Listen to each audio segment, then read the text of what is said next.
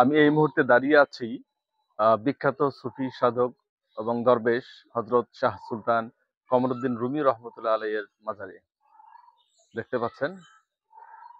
বাংলাদেশের প্রথম ধর্মপ্রচারক উনি, উনার শিক্ষক সহ, ইতিহাস বলে উনার এক শিক্ষক ছিলেন, উনি সহ প্রায় 10-15 জন সাহাবী নিয়ে তারা এখানে আসেন এবং ওনার একটা আধ্যাত্মিক শক্তি ছিল। এখানকার যে রাজা ছিল সেই রাজা ওনাকে ডাকানোর পর উনি ইসলাম প্রচারক হিসাবে ওনাকে পরীক্ষা নিরীক্ষা করার জন্য ওনাকে বিষ প্রয়োগ করা হয়েছিল।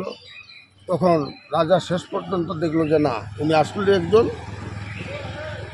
আধ্যাত্মিক শক্তির মালিক, আল্লাহ তাআলা ওনাকে পাঠাইছেন এখানে। তারপরে উনি তাকে বসত করার জন্য রাজা এখানে জায়গা দেন।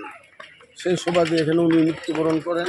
আমাদের যে দেশে সারা বাংলাদেশের থেকে এখানে বিভিন্ন ধর্মের লোকজন এখানে আসেন, ওনার রোজা মুবারক আপনার জিয়ারত করেন এবং এখানে একটা দৃষ্টিনন্দিত একটা মসজিদ আছে, এখানে অনেক মানুষ নামাজ পড়েন আসা।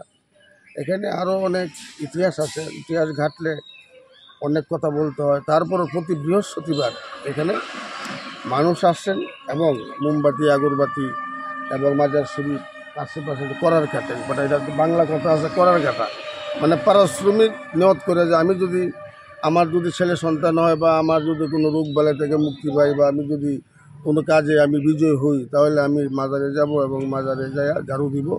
এবং এইটা একটা বিরাট অনেক জায়গা, প্রচুর জায়গায় এই জায়গাগুলো তারা ঝাড়ু দেয়, এটা বললে করার কাটা। সেই সুবাদে প্রতি বৃহস্পতিবার আপনার বিভিন্ন জায়গার থেকে মানুষজন বেশি করে আসেন এবং বিভিন্ন ধরনের মানুষ আসেন, বিভিন্ন ধরনের আপনার তাদের আবেগ আপ্লুত হইয়া বিভিন্ন ধরনের, কেউ হালকা জিগিরও করেন, কেউ আবার মসজিদে নামাজ পড়েন।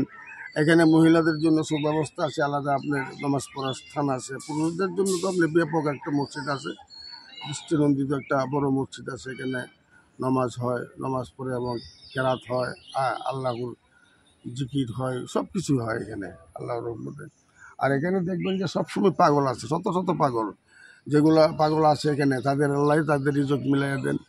বহুত পাগল, দিনের দিন বছরের বছর এখানে পাগলে আপনি দেখবেন যে রাস্তাঘাটে চিপায় চাপায় অনেক পাগল পাবেন।